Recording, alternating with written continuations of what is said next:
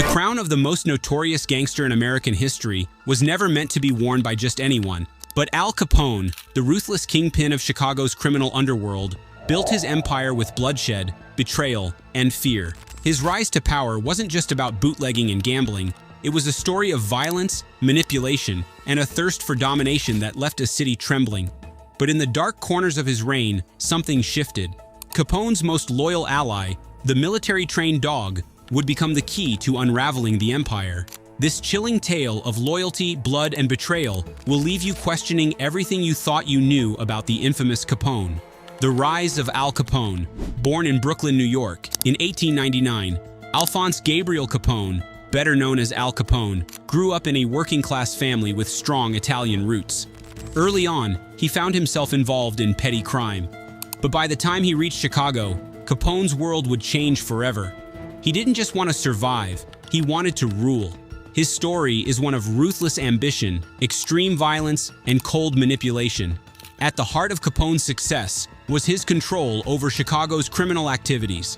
In the 1920s, Prohibition was in full swing, and alcohol was banned across the United States. For Capone, this presented an opportunity to profit like never before. He took over the city's underground alcohol trade, running speakeasies and bootlegging operations that flooded the streets with illegal liquor. But alcohol wasn't the only thing Capone was interested in. He also controlled gambling, prostitution, and extortion, amassing a fortune that made him one of the wealthiest men in America. Loyalty and violence. The Capone Empire. Capone's empire was built on loyalty, but loyalty was something he demanded through fear. He used violence and intimidation as tools to keep his associates and enemies in line. If anyone crossed him, there was no mercy. Murder was common among Capone's men, and those who betrayed him often found themselves facing brutal consequences. This fearsome reputation was crucial to his dominance, as it helped maintain order within his criminal operations. Capone ruled by fear. Cross him, you're dead. His edge? A rumored beast, Max, a military-trained dog. Snarling at his side, Max mauled rivals on command. Loyalty in fur and fangs. Max, the military dog behind Capone's empire. Max wasn't just any dog. He was a highly trained, military-grade dog who had been brought into Capone's life through his connections in the underworld. The bond between Capone and Max was said to be nearly unbreakable, and Max played an essential role in the operation. Trained to defend Capone at all costs, Max was a symbol of both loyalty and intimidation. At the height of his reign, Capone's enemies were everywhere. Rival gangs wanted to take over his territory, and law enforcement officers were always on the lookout for ways to bring him down.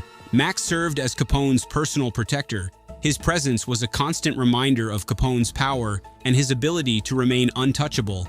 Max wasn't just a bodyguard, he was a tool of terror. Capone would send the dog to intimidate and even attack those who had fallen out of his favor. Max was often seen by Capone's side, a silent partner in crime, intimidating everyone who dared to stand in the gangster's way. The turning point, betrayal, and bloodshed. However, loyalty in the criminal underworld is fragile. Even those who seemed most loyal can turn, and Capone's empire was about to face its first major crack.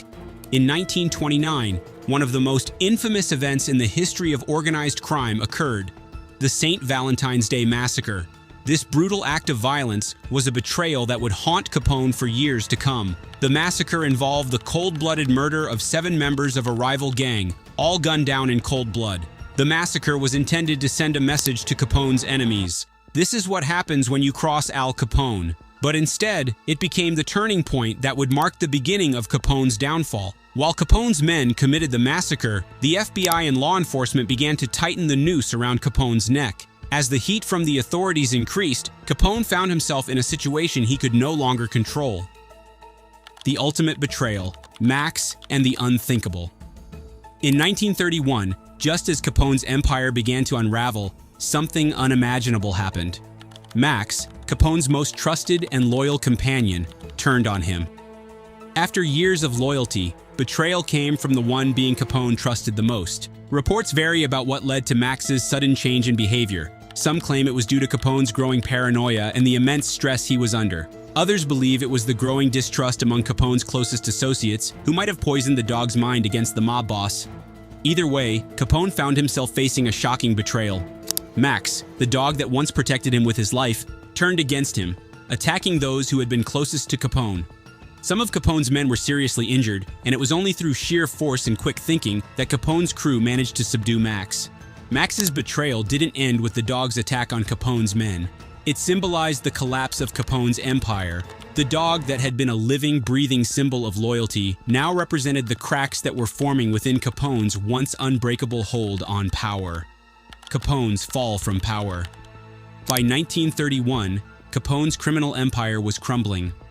Law enforcement had been closing in on him for years, but it wasn't the numerous murders, racketeering, or even the St. Valentine's Day massacre that would bring him down.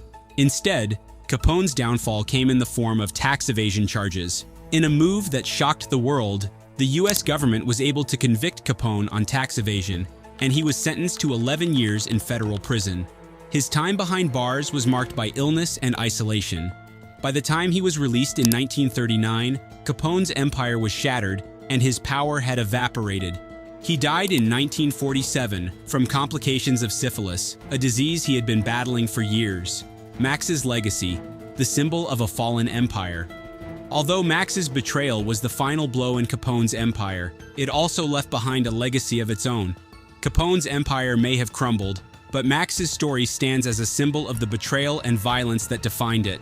The once loyal dog, trained to protect and defend, became a reminder of the ultimate betrayal that even Capone couldn't avoid. Max's shift in loyalty mirrored the collapse of Capone's empire. Just as Capone's trusted men began turning on him, so too did the dog that had once been the most reliable companion in his brutal world. Max's actions illustrated the fragility of loyalty in the underworld, where betrayal is always just around the corner. The end of the Capone era. Capone's empire, despite its overwhelming power and influence, ultimately could not withstand the betrayals, the violence, and the pressure from both law enforcement and rival gangs. His story is one of ambition, bloodshed, and ultimate collapse. His name, however, lives on as a symbol of the dangers of power and the destructive nature of greed. As for Max, his legacy is far more than that of a mere dog. He became a part of the legend of Al Capone, a living, breathing reminder that no one, not even the most feared man in America, can escape betrayal. Capone's empire was brutal, but one dawn dreamed in neon. Next, Bugsy Siegel's Vegas empire. Subscribe so you don't miss it.